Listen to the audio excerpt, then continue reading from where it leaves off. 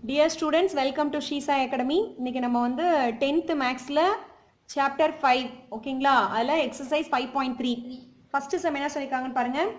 Find the equation of a straight line passing through the midpoint of a line segment joining the points and parallel to x axis y axis ன்னு கேக்குறாங்க. Find the equation. கண்டுபிடிக்க சொல்லிருக்கிறது என்னது? Equation. சரிங்களா?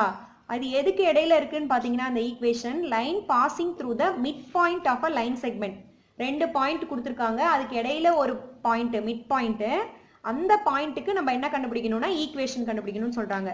அந்த equation எப்படி இருக்கணும் அப்படின்னு பாத்தீங்கன்னா எக்ஸ் ஆக்சிஸ்க்கு பேரலலா இருக்கணுமா, ஒய் ஆக்சிஸ்க்கும் பேரலலா இருக்கணும். ஸோ நம்ம அது என்னன்னு பார்த்து கண்டுபிடிக்க போறோம். ஓகேங்களா? ஸோ ரெண்டு பாயிண்ட் ஃபர்ஸ்ட் கொடுத்துருக்காங்க, இந்த மாதிரி ரெண்டு பாயிண்ட் இருக்கு. ஓகேங்களா?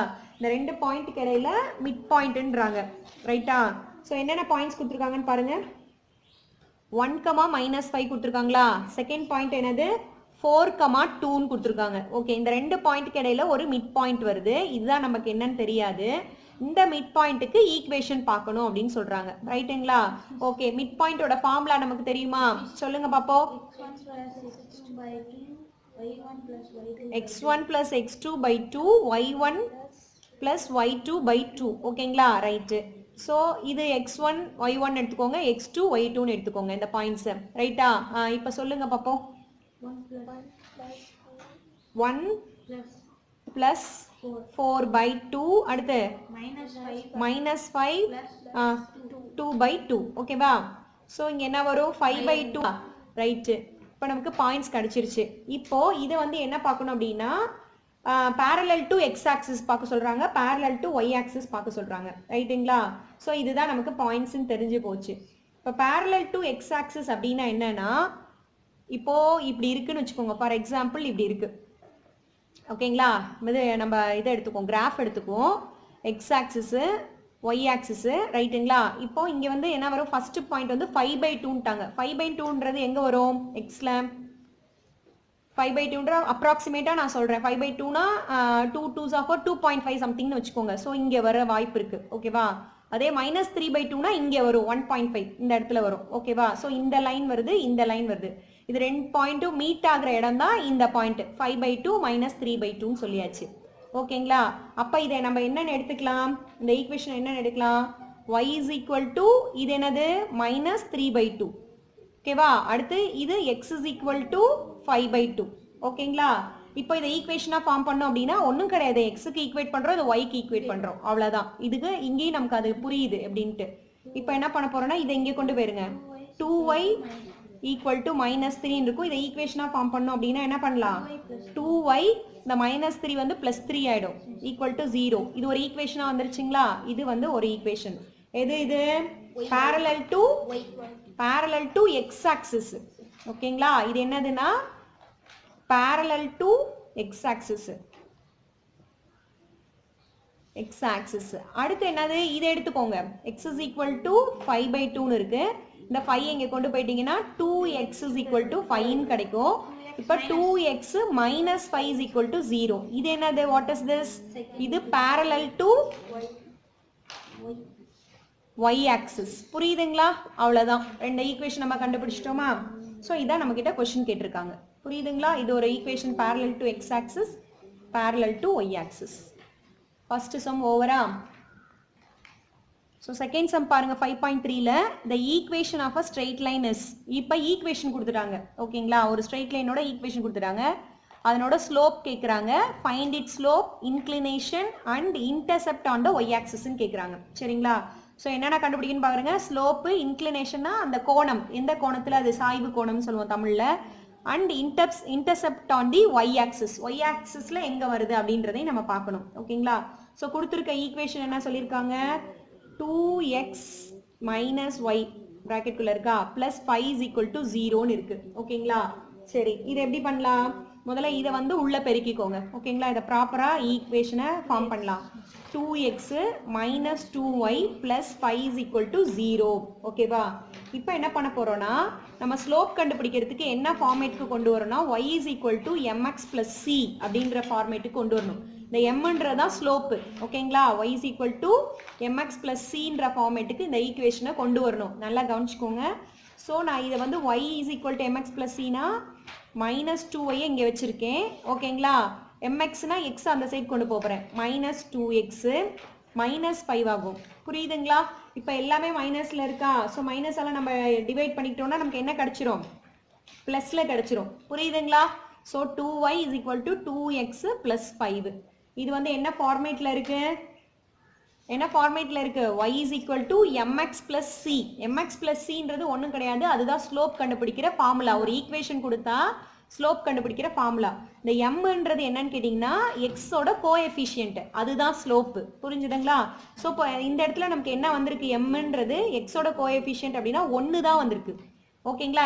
mன்றது இங்கே என்ன இருக்கு, 1ஆ இருக்கு. அப்போ எதுதான் slope, therefore slope is equal to m is equal to 1. புரிஞ்சுங்களா? ஸோ 1 நம்ம ஃபைண்ட் அவுட் பண்ணிட்டோம், ரைட்டா, ஸ்லோப் பண்ணிட்டோம்.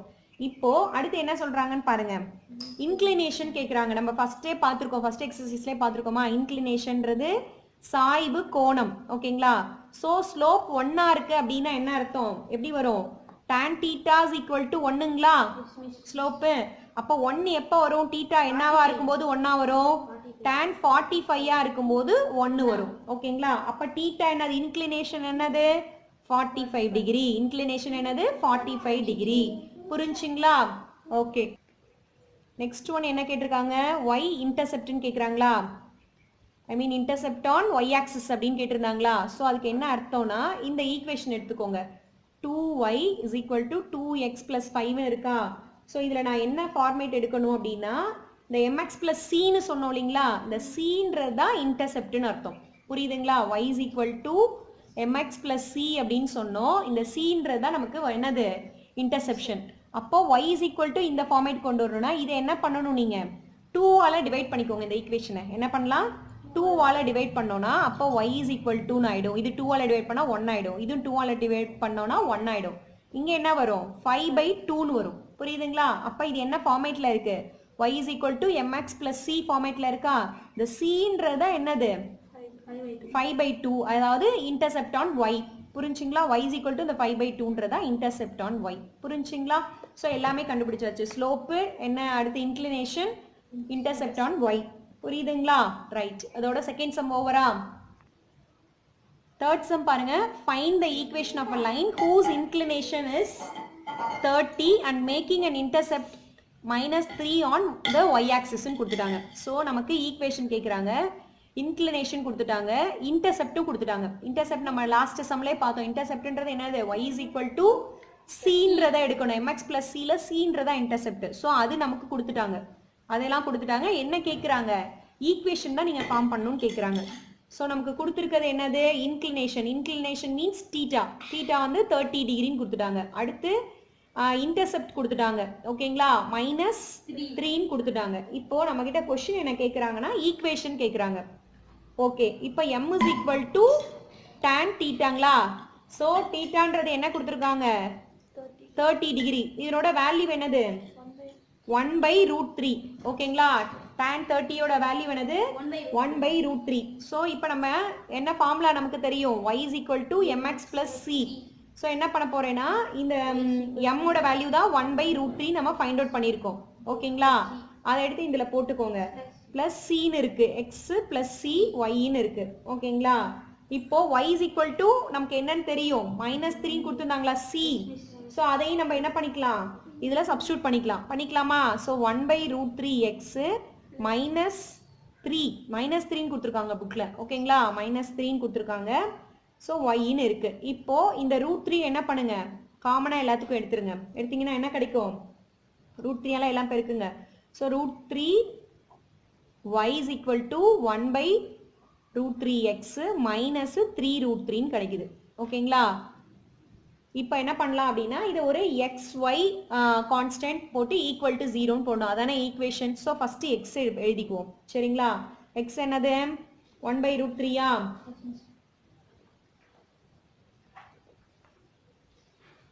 ஸோ இது வந்து மல்டிப்ளைங் பை √3 தான், எல்சிஎம் கிடையாது. ஓகேவா, ஸோ நம்ம மல்டிப்ளை பண்ணோன்னா √3ஆல என்ன ஆகும்னா இங்கே √3 ஆகிடும், இங்கேயும் மேலேயும் ஒரு √3 ஆகும். ஓகேங்களா, √3ஆல மல்டிப்ளை பண்ண போகிறோம். ஓகே, அப்போ என்ன கிடைக்குது நமக்கு, இது கேன்சல் ஆகுது. ஓகேங்களா, அப்போ என்ன கிடைக்கும், so √3y equal to X minus 3√3 கிடைக்குது ரைட்டா. இப்போ என்ன பண்ணலாம், எக்ஸ் மைனஸ் √3y இது என்ன கிடைக்கும், இதை நான் இந்த சைடு தான் வச்சிருக்கேன் ஓகேங்களா. அப்போ மைனஸ் 3√3 இஸ் ஈக்குவல் டு 0ன்னு கிடைக்குது ஈக்குவேஷன். புரியுதுங்களா, ரொம்ப ஈஸி தான். தீட்டா கொடுத்துருக்காங்க, சி கொடுத்துருக்காங்க, அதை வச்சு நம்ம ஈக்குவேஷன் ஃபார்ம் பண்ணுறது எப்படின்னு.